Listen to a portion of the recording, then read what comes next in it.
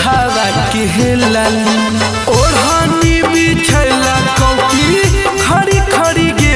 Metal ओढ़ावा के लाली कैसे माना भरो हो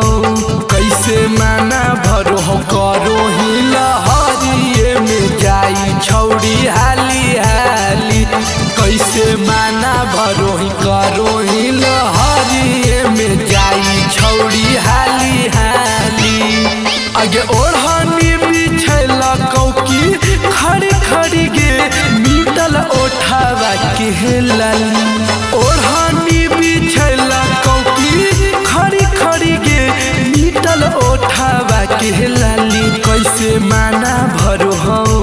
कैसे माना भरो हो करो ही लहरिए में जाई छौड़ी हाली हाली कैसे माना भरो ही करो ही लहरिए में जाई छौड़ी हाली हाली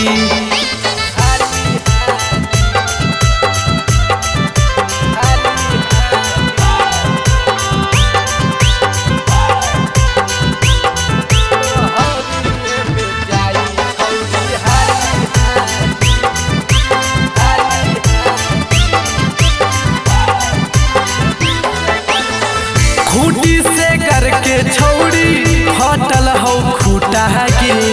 बाचे उमरिया में माजा बड़ी लूटा रे खूटी से करके छौड़ी हटल हो खूटा के बाचे उमरिया में माजा बड़ी लूटा रे आगे हबर तबर में बोले छौड़ी कैसे बजलोगे तोरा कमर से ताली कैसे माना भरो हो कैसे माना भरो ही करो ही लहरिए में जाई छौड़ी हाली हाली कैसे माना भरो हो करो ही लहरिए में जाई छौड़ी हाली हाली हे गे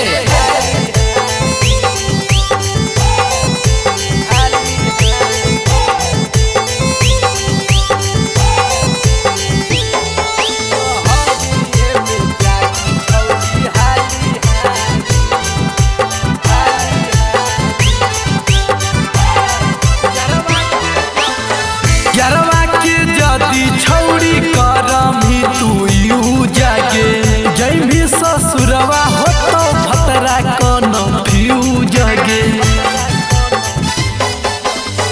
यारवा के जदी छौड़ी करम ही तू यू जागे जै भी ससुरवा भतरा होतो कन फ्यू जगे आगे निहित से राजा कन्हैया तोरा कैसे तोड़ल कौगे टूटल कानमा के बाली कैसे माना भरो हो कैसे माना भरो हो करो ही लहरिए में जाई छौड़ी हाली हाली कैसे माना भरो हो करो ही लहरिए में जाई छौड़ी हाली हाली। सवेरा फिल्म्स रिकॉर्डिंग स्टूडियो शाहपुर चौक देवन बिघा।